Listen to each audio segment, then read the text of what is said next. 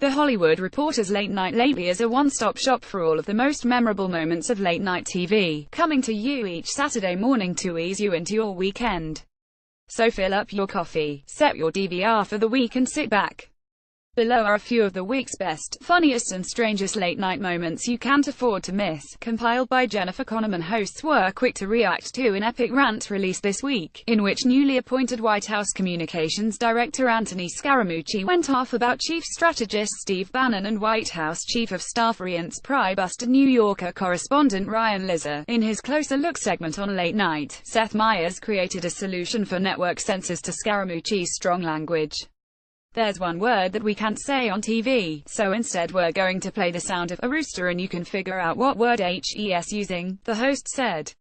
Myers proceeded to read off a series of the communications director's comments with a rooster sound in place of a particular profanity. Let me leak the f***ing thing and see if I can rooster noise block these people the way I rooster noise block Scaramucci, Myers reads, interrupted by the loud crow of a rooster sporadically. On The Late Show, Stephen Colbert wasted no time in going after Scaramucci. We got an incredible taste of unfiltered mooch today, the host said before launching into Scaramucci's critical comments about Bannon and Priebus. I want to give a quick warning to the CBS censors. You're going to want to break out the extra bleeps for this one, Colbert said. He's paranoid. Okay, he thinks his own communications director is gonna stab him in the back, Colbert added in his mock Scaramucci Italian accent before adding, front stab with a threatening gesture. On Comedy Central's The President Show, actor Mario Cantone slipped into a Scaramucci impression to mock the new communications director. Host Anthony Atamanux Trump introduced Scaramucci to the podium, inviting up my favorite new team member, who I will eventually betray. The mooch took the stage declaring his love for Trump before starting his New Yorker-inspired rant. "I'm gonna fire so many people," said Cantone. "I don't know who it's gonna be, Reince, but I'm gonna get to the bottom of the leaks in the White House. Do you hear me, Reince?" And earlier on The Daily Show, Trevor Noah said that to go over everything Scaramucci said in his rant would break his show's bleep machine.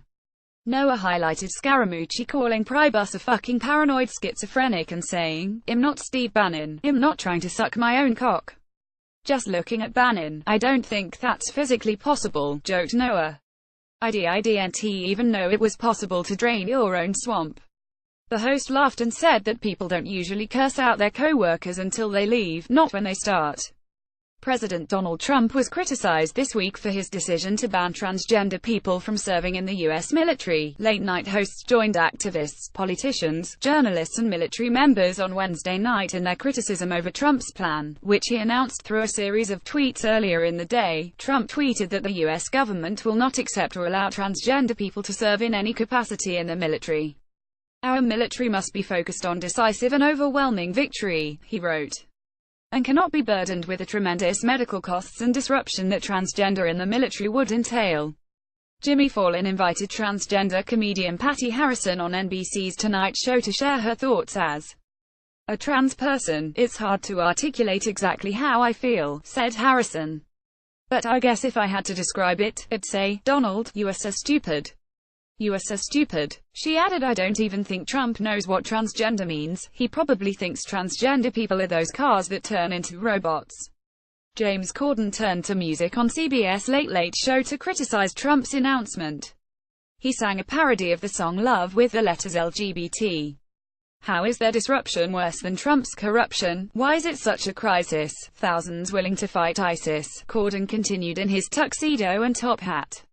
"LGBT, we love all of you," he sang, waving a rainbow flag. Earlier on CBS Late Show host Stephen Colbert came to the conclusion that the president is really off his meds. "Today, he went from crazy to cruel," Colbert said, reading Trump's tweets announcing a transgender military ban, which ended in "thank you.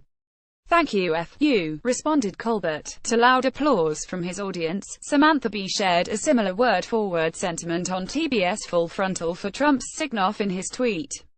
"Thank you, F. you," she said. Firing thousands of active duty service members during the big push against ISIS is Trump's version of don't ask, don't tell. He didn't ask anyone if it was a good idea and didn't tell anyone he was doing it, said Bee. The Daily Show's Trevor Noah broke down Trump's tweets, as well as his history with the LGBTQ community and his history of forgetting parts of the acronym. The host also had two transgender military veterans on his show to speak about the ban. The past administration made a lot of strides in order to lift this ban, said Joey Wimple. He said individuals felt that safety net to come out, and now the carpet is being completely pulled out from underneath, leaving a question of uncertainty. On NBC's Late Night with Seth Meyers, the host turned it over to four of his female writers for reactions. President Trump, you just requested a $600 billion military budget, said writer Amber Ruffin. You think you can't afford health care for trans people? The military spends $41 million a year on Viagra.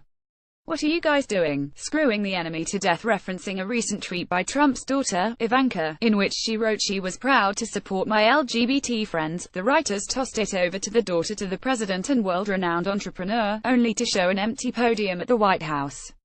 The gag was repeated later with footage of a tumbleweed crossing a desolate road and a lone wolf howling in a snowy field. SHE's just stuck in traffic, noted the writers. Chelsea Handler previewed Friday's episode of her Netflix show with a message to the transgender community. I'm sorry, a man that has never served in the military a day in his life is denying you the right to serve your country. Thank you for your service and thank you for your bravery. And to the members of the Republican Party who continue to choose party over politics, grow a fucking spine. Usher taught James Corden a few lessons for the club during his first carpool karaoke session this week. The pair sang along to Usher's catalog, From Yeah to Burn, Mama, I Don't Mind and OMG, and Corden quizzed his guest about his dancing talents. This, of course, led to Usher teaching the Late Late Show host how to act while popping bottles and stepping up in the club. The duo also stopped by Usher's star on the Hollywood Walk of Fame. I just find it odd.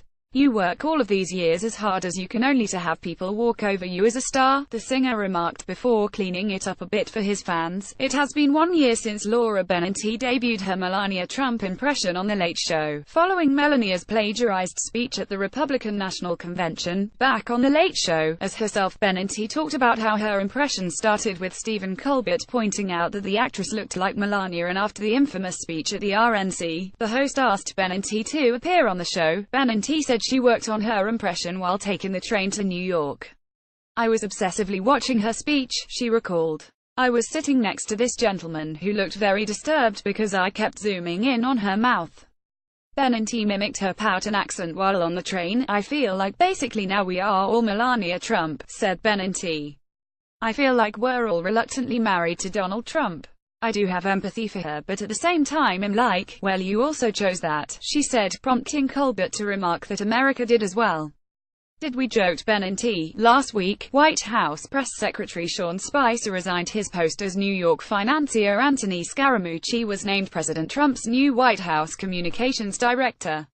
Scaramucci was an unknown face to many in the administration, but late-night hosts took the opportunity Monday to rectify that problem and properly introduce him. Late Night Seth Meyers had a lot of thoughts about Scaramucci, dubbed the mooch.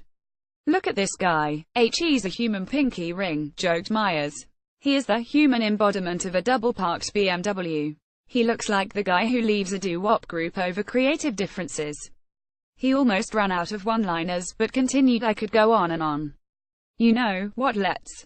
He definitely calls waitresses sweetheart. His yearbook quote was don't worry about it over on CBS Late Show. Stephen Colbert was excited to try on his Fonzie-like new Scaramucci impression.